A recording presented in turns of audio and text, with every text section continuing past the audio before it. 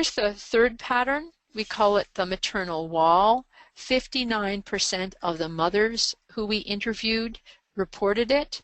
Once triggered, though, this is by far the strongest pattern of gender bias. If you give people identical resumes, one but not the other, the mother is 79% less likely to be hired, only half as likely to be promoted, offered an average of $11,000 less in salary, and held to higher performance and punctuality standards. This is very, very strong bias. It's an order of magnitude larger than the glass ceiling biases that we've talked about up to now.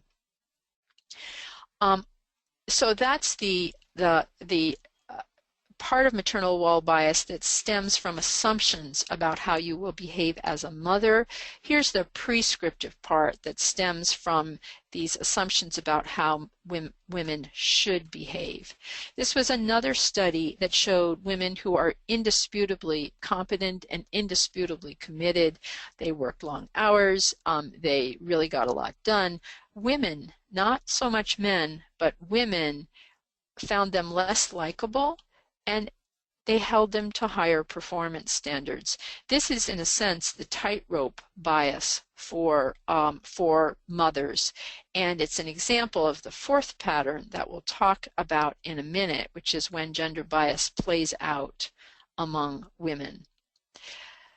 In academia, if you can believe it, even in this late day and age, this is actually a quote from a woman's tenure committee, not surprisingly from a lawsuit.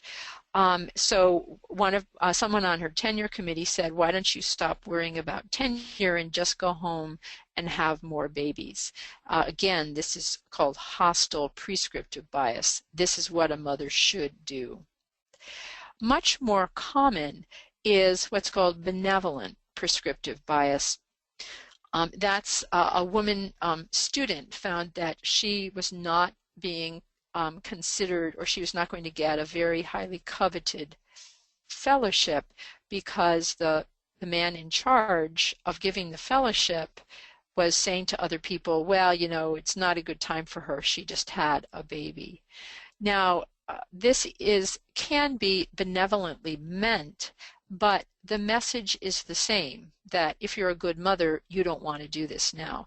Luckily, this person found out about this, and it was her opinion that this was both benevolent but maybe really hostile. She said, I also think he didn't want me to get the fellowship because he didn't want to have as a role model a woman grad student who'd had a baby. She actually ended up finding out about this, intervening, and she got the fellowship. Maternal wall bias is experienced. It's an equal opportunity gender bias. It's experienced by all four patterns of women. Latinas, though, have an additional dimension. Here's a quote from a biochemist. Every good Mexican woman has kids in their 20s. Like I told you, I'm not following the norm with my culture. I address that like anything else. It's like, it's my life. I will have kids when and if I want them. And you notice how well that particular woman has handled the situation, just very calmly.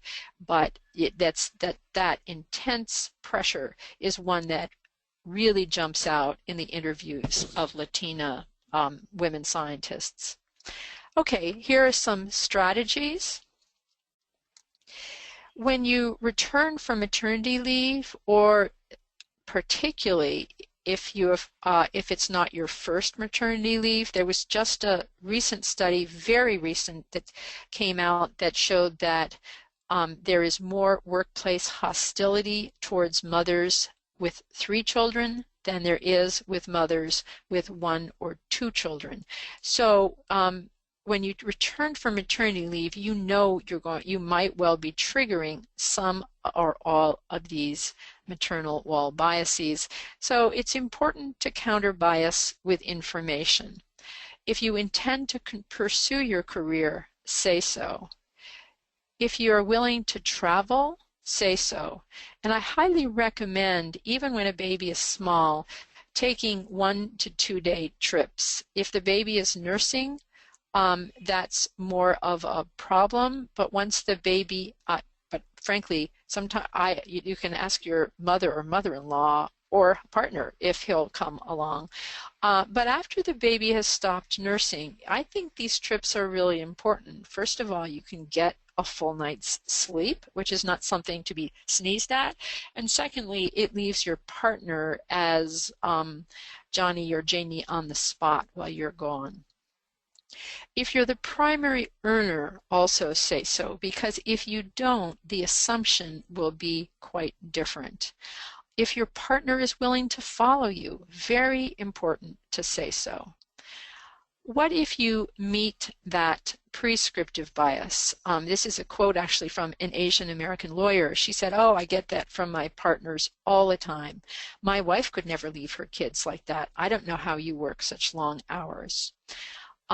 The solution, if you've read Anna Karenina, is what we call the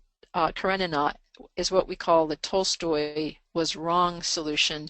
You just say, you know, happy families are not all alike. I'm sure that's right for her and for your family, but this is what's right for my family, and let it go.